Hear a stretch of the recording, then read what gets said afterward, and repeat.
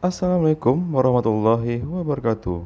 Jumpa lagi bersama RKTV, saluran istiqomah bernuansa Islami. Sobat semua, pada kali ini video kita menceritakan tentang seorang mu'alaf dengan panggilan atau dengan nama sastrawan Tarigan. Sungguh sangat cerdas sekali beliau ini, di mana dia memvlog video bersama kedua orang tuanya yang masih beragama Nasrani di sini, dengan mengutamakan sopan santun terhadap kedua orang tuanya. Memang di sini biar bagaimanapun di agama Muslim atau agama Islam, kita sebagai anak, kita memang mesti berbakti kepada orang tua. Dan ini bisa kita lihat dari tutur kata Mas Iwan ini luar biasa, sangat santun. Masya Allah. Semoga kedua orang tuanya segera menyusul, diberikan hidayah oleh Allah Subhanahu wa Ta'ala. Oke, mari sekarang kita dengar bersama, kita tonton bersama pembicaraan dari hati ke hati seorang anak mu'alaf bersama kedua orang tuanya.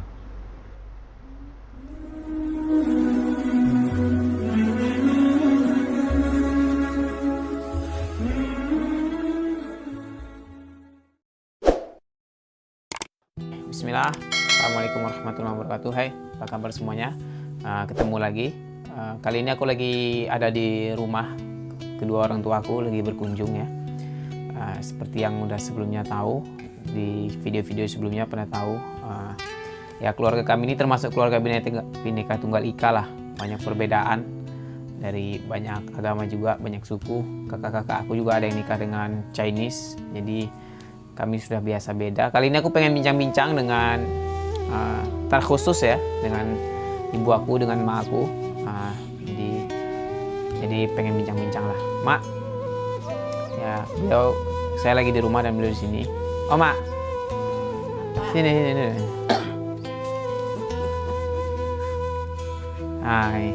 Ini sebelah aku bapak aku ya. Ini mak aku. Jadi kami ya mumpung lagi di rumah, ya pengen bincang-bincang. Memang terkhusus pengen bincang sama beliau, sama mbak aku. Tapi ya karena bapak pengen masuk frame juga, ya udah kita biarin aja. Kita biarin aja. Jadi kali ini aku pengen apa ya? Ya kami pengen bincang-bincang. Sebelumnya aku nggak ada ngebrief baik bapak aku ataupun mama aku. Aku nggak ada ngebrief sama sekali. Jadi ya ini perbincangan ini akan mengalir apa adanya. Dan beliau juga baru tahu, tadi aku ajakin, ya aku pengen bikin video sama mama, ya udah kita buat gitu. Jadi video ini ya mengalir apa adanya, dan kemungkinan besar nggak akan banyak diedit dan nggak akan banyak dipotong, ya udah, jadi mengalir apa adanya aja. Gitu. Nah, jadi karena udah mumpung dengan beliau nih, yang pertama kali pengen aku tanya nih, dan mungkin yang lain juga tahu, dan aku juga jarang bertanya, ya perasaan dulu lah. Kam. Oh ya, ini perlu dikasih tahu dulu. Kalau kami ini orang Karo ya, jadi ketika manggil orang tua gitu, itu bilangkan kami itu bukan berarti kamu gitu ya. Apa ya istilahnya? Apa istilah yang pas itu pak? Kalau kami itu, kan biasa kita bilang puja kami pak gitu kan biasa ya pak ya. Iya sama dengan kamu. Iya kamu, maksudnya kan kalau di bahasa Indonesia kan kalau kita manggil kamu ke mama itu kan kasar gitu. Kemana kamu kan gitu kan nggak enak. Tapi kalau di bahasa Karo kan itu suatu imbuhan tambahan gitu. Pujakam mak gitu kan, pujakam pak gitu. Itu kan agak beda dikit ya. Ya, artinya itulah panggilan halusnya Bahasa bagi nasional orang untuk Karo. panggilan atasan kita. Gitu. Seperti abang kita panggil kamu. Kecuali kalau manggilnya kujako, itu baru kasar. Itu orang yang lebih tua kepada yang lebih muda baru bisa gitu. Tapi kalau kita yang lebih muda kepada yang lebih tua itu biasanya manggilnya kam atau ndu gitu. Jadi kalau nanti kalimat-kalimat ini keluar ya kalian bisa paham sendiri, itu maksudnya bukan kamu seperti bahasa Indonesia. Nah, kalau kamu seperti bahasa Indonesia kita manggil itu, kita biasanya kalau di bahasa Karo itu manggilnya kau gitu, kujau kau. Nah itu cukup kasar, dan itu yang pasnya itu orang tua kepada yang lebih muda itu baru pas gitu. Nah ini aku mau nanya-nanya sama kamu ini Mak, kalau nanti Bapak mau nambahkan juga nggak apa-apa. Yang pertama, ini kan Iwan dah masih beda agama lah sama Mama ya kan. Mama kan masih Katolik sampai sekarang ya. Perasaan dulu lah ketika pertama kali Iwan masuk Islam, terus juga perasaan dulu sekarang anak-anak dulu juga udah ada beberapa yang beda agama. Ada abang ya, Bang Joshua ya, terus ada si Roy, terus ada Iwan juga gitu yang sekarang udah agama Islam gitu. Perasaan dulu dari pertama kali kami ini pindah agama udah beda sama Ndu, terus dengan kondisi sekarang anak-anak Ndu ini yang udah juga makin besar, gimana menurut pendapat Ndu dan juga perasaan Ndu lah gitu? Menurut pendapatku nggak enak, nggak cocok. Nggak cocok ya? Kalau menurut Ndu pasnya gimana itu? Yang pasnya gimana aku posisiku kayak gitu, posisi anak-anakku dan semuanya aku mintakan. Kalau bisanya berarti harusnya seagama gitu Mas Ndu? Iyalah. Cuman dengan kondisi sekarang ini, maksudnya kondisi Ndu sekarang ini kan udah kamu udah punya anak, bahkan udah punya cucu ya, udah punya cucu kayak si Zahra kan, dengan kakak. Nah, itu gimana mungkin kamu nggak cocok gitu, tapi dari kamu sendiri untuk cara menerimanya ataupun selama ini berinteraksi, gimana rasa-rasa Ndu menerimanya gitu? Sampai sekarang perasaanku belum pas. Masih belum pas ya? Iya. Masih belum pas. Cuman sebagai orang tua, mungkin karena anak juga ya. Maksudnya? Iya kan, kalau anak kan berarti ya yang namanya anak kan tetap anak gitu kan. Iya. Nah itu dia. Jadi ya beliau memang sampai sekarang masih merasa belum sepenuhnya bisa menerima, gitulah kurang lebih kalimatnya Mak ya. Iyalah. Karena memang ya perbedaan agama. Kalau kan Mbak gimana Pak? Kau minta pendapat dari aku? Iya. Ya sebenarnya kalau pendapat dari Bapak itu, itulah nasional itu. Gimana nasional Kalau itu? artinya, kalau bagi aku ada yang beragama Hindu, ada yang beragama Konghucu. Yang penting kita bisa bersatu. Kecuali agama itu melarang kita bersatu, itu nggak nasional menurut aku. Masuk ke video Mak. Hah? Masuk lagi ke video. Ini. Oh. Jadi kalau Bapak mau tanya, yang seperti itulah orang nasional. Tapi ada pula nanti agama mengatakan karena agama kita tidak bisa bersatu, itu menurut aku salah. Kalau enggak agamamu, agamaku, samanya itu semua. Tujuannya satu. Artinya agama ini, saya agama Nasrani, saya agama Hindu. Tapi ada juga orang mengaku aja agamanya Nasrani, ke gereja pun enggak. Sama juga enggak punya agama. Saya Hindu, ke pura pun enggak. Sama dengan enggak punya agama juga. Jadi mana yang Anda taat ke situ aja, menurut Bapak itu. Mana yang Anda percaya. Tapi yang satu tadi yang saya yang saya tanamkan, jangan gara-gara agama kita nggak bisa bersatu. Itu aja. Jadi saling memahami, itu aja kalau menurut Bapak. Artinya saya paham apa agamamu itu dan apa pantanganmu itu, itulah dari Bapak. Ya sama kayak kita di rumah lah ya. Ya maksudnya ini dari Iwan masuk Islam gitu. Ya di rumah udah tidak menyediakan apa-apa yang menjadi pantangan agama Islam gitu ya Mak ya. Jadi FYI aja ya, di rumah kami ya sampai sekarang apa-apa yang terlarang di dalam agama Islam, contohnya seperti babi gitu ya Mak ya, dan lain-lain, itu memang udah nggak disediain di rumah. udah nggak dimakan di rumah, udah nggak dibawa pulang ke rumah. Itu wajib dijaga karena kita sudah Saling nasional. menghargai. Itu wajib dijaga. Nah, itu. Jadi menurut aku kalau sudah tahu kita katakanlah seperti Abang Musyabeng di Cina, Chinese. Tentu dia juga punya pantangan, dia bisa makan lembu, nggak bisa makan kerbau misalnya. Ya jangan kita sediakan kerbau lah, karena mereka nggak makan itu. Ya, jadi silaturahmi kita itu nggak terputus. Nah, ya, itu poin penting juga itu. Iya. Jadi kita paham kan. Yang terutama perbedaan agama itu, perbedaan makanan itu kan yang paling utama eceknya. Jangan dibawa seperti kamu udah menjalankan agamamu lah aku bilang ya kan. Kami kan udah tahu agamamu apa, tentu kan larangan agama itu yang nggak bisa kalian makan ya nggak kami bawa lagi ke rumah. Ya tapi seperti Mama bilang tadi, kalau merasa belum puas dan kecewa, itu berarti seumur-umur hidup kita nanti kecewa. Anak kita sudah berapa yang masuk muslim. Jadi kalau katakan kecewa nggak bisa, kita sudah punya cucu muslim, nggak boleh juga kayak gitu. Ya mungkin itu lebih ke perasaan seorang ibu ya Mak ya. Jangan kayak gitulah. Jadi kita nasional aja. Kan tetapnya ada.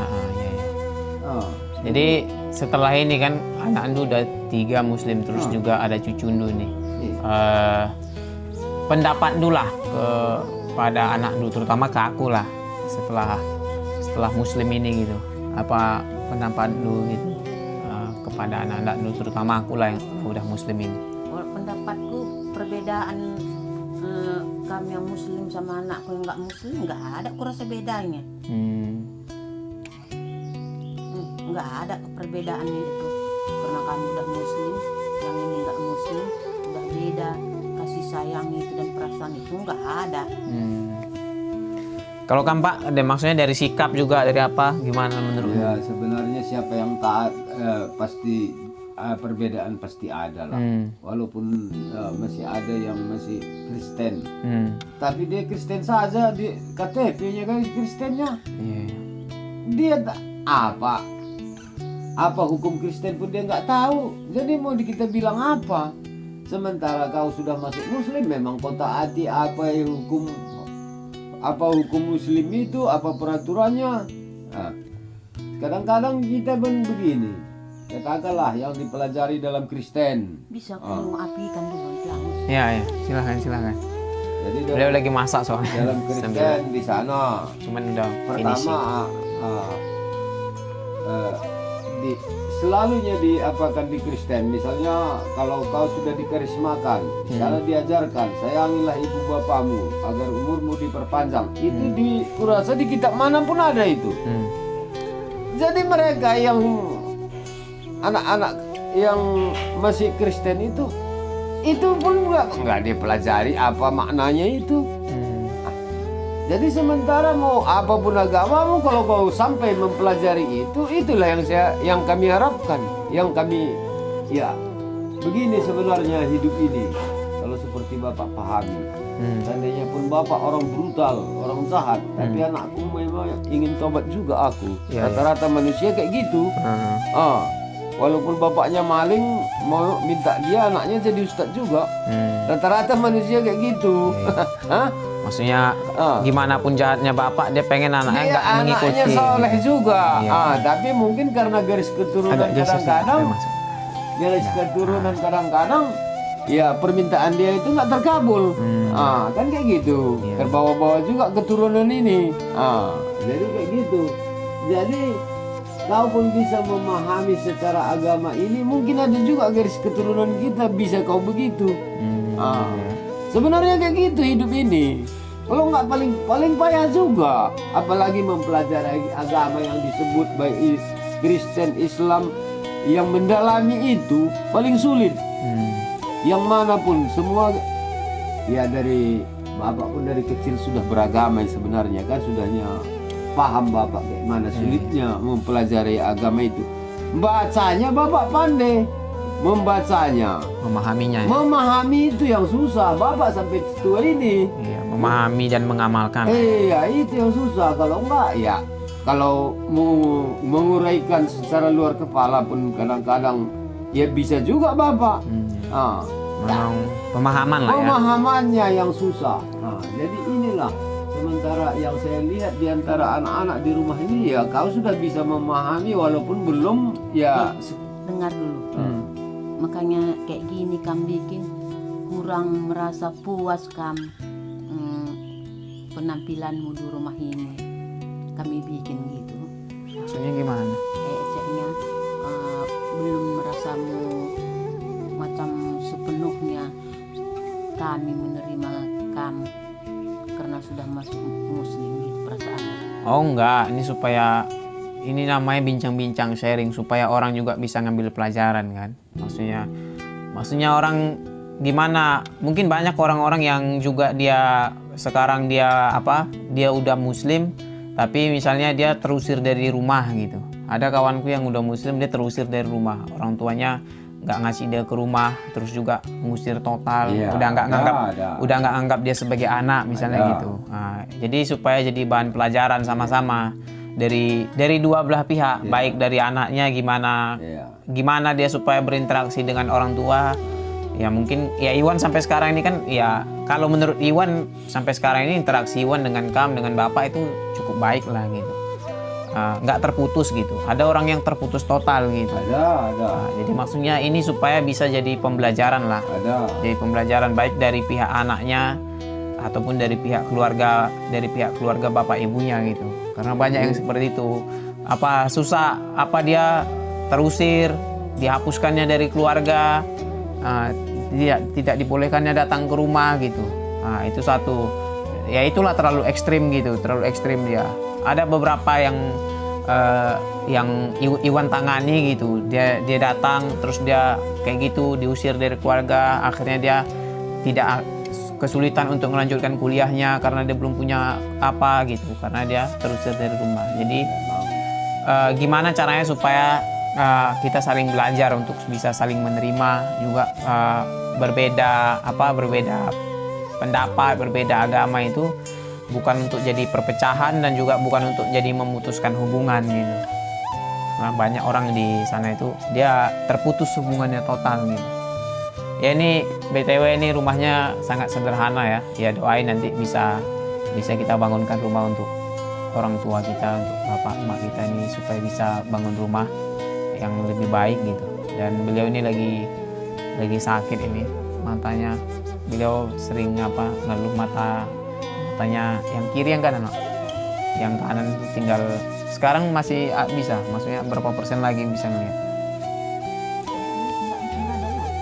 Nggak bisa sama sekali. Ya mudah-mudahan nanti kita saya punya rezeki lebih gitu, bisa mungkin nggak tahu nih entah apa, tapi ya mudah-mudahan bisa diobati biar bisa yang kanan, yang mata kanan beliau itu udah tidak berfungsi untuk melihat. Jadi yang kiri aja ya.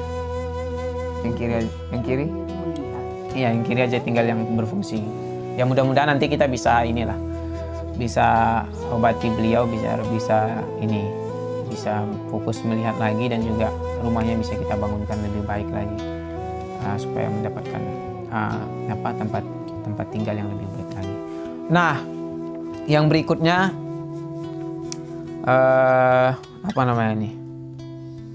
bincang-bincang berikutnya ini dengan apa yang aku jalani sekarang ini, kan Iwan sekarang ini kan lebih banyak berkecimpung di agama ya Pak ya, sebagai ustadz dan lain sebagainya. Banyak juga yang bertanya kayak gitu sama Iwan ini Mak. Ustadz kan mualaf, terus juga orang tuanya masih non muslim gitu. Apa nggak masalah gitu kalau dipanggil ustadz atau apa gitu? Nah kalau dari kamu sendiri nih, dari mama sendiri Iwan berkecimpung di agama ini gimana menurut ini?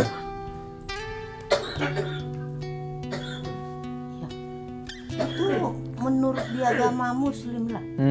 Kalau memang kamu udah diterima jadi muslim, ya kalau memang mereka itu rasanya kamu udah pantas jadi ustadz itu kan terserah kalian. Iya. Berarti kamu nggak masalah sama sekali ya? Maksudnya di apa? Sama aku nggak masalah. Cuma bagi aku, aku mintakan sama kamu, biarpun kamu sudah ustadz entah jadi apa. Nah, kalau mengajak orang yang lain agama supaya jadi muslim, menurut aku nggak pas. Tapi kalau orang yang datang menyerahkan diri sama kamu, nah, itu yang baik. Ya berarti kalau misalnya mereka ngajak diskusi gitu, bertanya itu, soalnya kan banyak orang-orang bertanya nih, saling bertanya, saling berdiskusi gitu. Nah itu gimana menurut itu? Ya, kalau diskusi itu kan biasanya diskusi tukar pikiran. Iya. Asal jangan dari kamu sumbernya, kamu masuk Islam. Kalau masuk Islam itu, kalau masuk Muslim itu, nah, ada bantuan ini itu. Jangan. Ya karena bantuan itu semua datangnya dari Tuhan. Mau agama Kristen, Buddha, Hindu apa. Iya, karena di Muslim juga memang nggak ada ajaran seperti itu. Karena kalau di Muslim itu kan tidak ada paksaan dalam beragama dia. Dia nggak boleh mengajak orang, apalagi dengan iming-iming itu kan nggak ada. Mengajak orang dengan iming-iming itu kan nggak ada. Aku itu aja yang kumintakan sama kamu. Kalau kamu sudah beda agama dengan aku nggak masalah. Agama itu nggak adanya perbedaan dilihat Tuhan. Nah, perbuatan kita itu yang ada bedanya. Cuma aku itu aja kusarankan sama kamu. Kalau ada orang yang lain agama sama kita, jangan kita iming-imingi supaya masuk sama kita. Kalau dia menyerahkan diri, ya oke lah. Nah, aku itu aja kusarankan sama kamu. Ya ini berarti dari semua agama gitu ya. Mau baik dia Muslim mau ngajak orang Kristen ataupun orang Kristen mau ngajak Muslim. Sama aja agama apapun. Ya itu jadi agama kamu, agamaku. Ya ini jadi penting buat kita nih. Dan kalau di Muslim sendiri memang dia nggak ada paksaan. Dan nggak ada paksaan dan nggak ada ajakan dengan iming-iming itu nggak ada. Itu lebih ke kalau orang mengajak diskusi itu biasa, hal biasa. Ya. Saling diskusi, saling bertukar pikiran gitu. Nah, begitu juga dari agama-agama lain itu. Segala agama. Jangan sampai mengajak orang lain itu dengan iming-iming. Misalnya masuk ini, anak kamu disekolahkan ini gitu ya. Itu. Kalau kamu masuk Islam, ada dapat bantuan ini, ini enggak. Orang Kristen pun orang apapun jangan diiming-iming orang Islam. Masuklah ke Kristen. Kalau masuk Kristen, gini-gini. Ada bisa disekolahkan ke Jerman. Itu. Tuh, ya itu memang sangat tidak baik dan merusak harmonisasi. Iya, aku nggak merelakan kamu berbuat kayak gitu. Nah, itu jadi penting. Sebagai aku orang tuamu. Ya, memang itu penting lah buat kita semua. Jadi apa cara pandang kita ketika kita mengajak orang itu dalam bentuk apapun, kita harusnya dalam bentuk diskusi, tanya jawab, saling sharing, saling tukar pikiran gitu. Tidak ada paksaan apalagi iming-iming gitu ya. Nah, itu supaya kita menjaga harmonisasi satu sama lain antar umat beragama. Ini juga penting buat kita nih. Nah, nextnya ini apa kira-kira harapan Du ke depan tuh Iwan lah yang kira-kira harapanku ke depan untuk kamu, semoga kamu menjalankan agama yang sudah kamu pilih ini. Jangan salah langkah, jangan salah tingkah. Berbuat dengan sewajarnya, sebaik-baiknya. Sejauh ini menurut Lu gimana Kin? Ada salah langkah atau salah tingkah gitu sama ini? Kalau perasaanku di rumah ini enggak, entahlah kalau di luar enggak aku tengok, iya kan? Iya. Kalau di rumah ini enggak. Ya, kalau di rumah ini enggak. Dan berita-berita sampai ke Padandu ada kira-kira? Enggak. Kurang lebih. Sedikit saya tambahkan. Ya apa itu Pak? Kalau sekarang kan sudah keluar dari agama, dari rumah ini, agama yang pertama, agama rumah inilah dari Katolik, ya kan begitu. Ini kan berkesinambungan, sebenarnya kan. Kita ini berkesinambungan. Maksud saya, ini sampai ke depannya, Kak. Seandainya kau dapat jodoh, memilih jodoh dan berumah tangga, pun kau sarankan juga jangan gara-gara kau sudah berumah tangga, beragama Muslim. Tidak pula bisa kita bersilaturahmi lagi ke depan ini gara-gara dapat kau Orang Islam. memang ya orang Islam harusnya memang dia harusnya yang dia pilih orang Islam. Ya. Tapi mereka itu kan selalu kita ini begini. Sebelum kita dicampuri orang yang ketiga ini, kita masih harmonis. Ya. Adik kakak sama-sama kalian masih harmonis. Setelah masuk orang ketiga ini, oh itu najis kita ke sana. Mereka Kristen. Tahu kok kakakmu Kristen. Seperti itu. Jadi keharmonisan yang seperti ini harapan kami sebagai orang tua ke depannya ya kau jagalah walaupun kau berumah tangga dengan siapalah itu yang kalau kami tidak pernah pilih suku. Suku itu nggak kami pilih. Yang penting orangnya yang kami harapkan bisa mengerti keadaan rumah kita. Seperti kita yang yang kau bilang tadi, yang bermacam-macam agama kita di rumah ini. Karena orang Karo itu mayoritasnya orang Karo dari sananya pun dari kampung kita. Dia tidak terpisah, nggak terkeluar dari adat karena agama. Itu sudah jelas kalau orang Karo. Dia nggak keluar dari adat, walaupun apa agamanya. Orang Batak pun gitu. Nggak akan keluar dia dari adat. Kan sebagian ada juga. Kalau orang Batak kan bilang nggak begitu.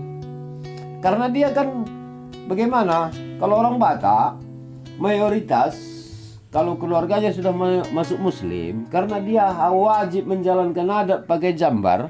Jambar itu sebenarnya mayoritas orang Batak kan pakai jambar babi. Ada juga enggak. Tapi sebenarnya itu sudah diubah. Tapi sebenarnya dari sananya itu jambar. Jadi itu yang bikin susah. Tapi orang Karo kan enggak pakai jambar. Jambarnya apa nih? Adat itu. paling penting. Enggak, maksudnya dalam bentuk apa? Kan Daging. Daging babi itu dibentuk gambarnya begini, hidup macam hidup, ditaruh di piring, itulah dijalankan sebagai adat. Oh gitu. Tapi itu pun enggak nyawan. Kalau memang orang Batak itu agamanya Islam, bukan pula babi dibikin. Iya. Ya itu maksudnya kan berarti dirubah kan. Iya.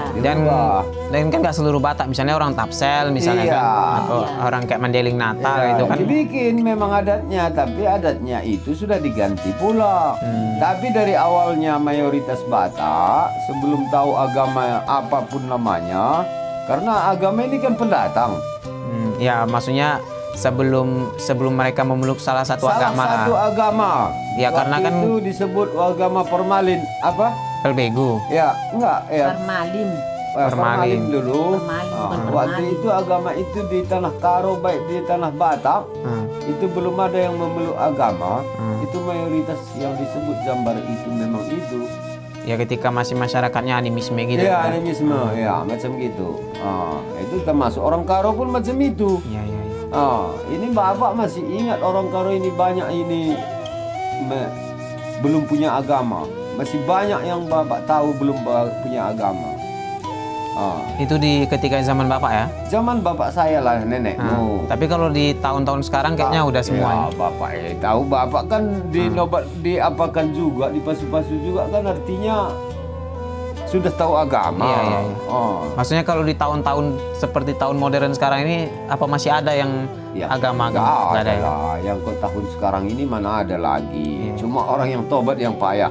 Kalau enggak orangnya semua udah tahu agama. Ya berarti zaman bolang kakek kita dulu ya. Iya, karena kau zaman ini kau bilang nggak tahu agama itu aneh. Karena asal dia sudah tamat SD, pendidikan agama pasti sudah ada kan? Iya, wajib ya. Dan harus memilih juga kan? Iya, entah apapun agamanya, tapi di sana kan sudah diajarkan.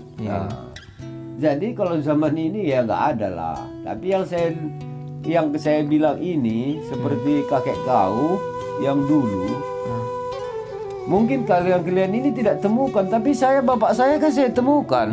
Generasi bapak saya itu masih punya macam itu, tidak punya agama sama sekali. Itu zaman-zaman kita, nenek moyang kita. Iya, kalau soalnya bolang kakek itu kan lahir sebelum merdeka ya Pak ya? Iya, sebelum merdeka lah. Di zaman itu yang saya sebut, itu agama itu kan belum menyebar. walaupun sudah ada Kristen, sudah ada Islam di Indonesia, tapi tempatnya tertentu. Iya, belum semua tempat. Belum masuk tanah Batak. Kalau Opung dulu udah dari awal beragama, Mak? Iya. Opung dari mama saya itu pensiunan TNI.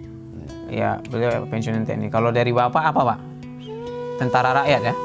Sebenarnya begini, sama-sama TNI juga, Bapak TNI, tapi waktu itu di tahapan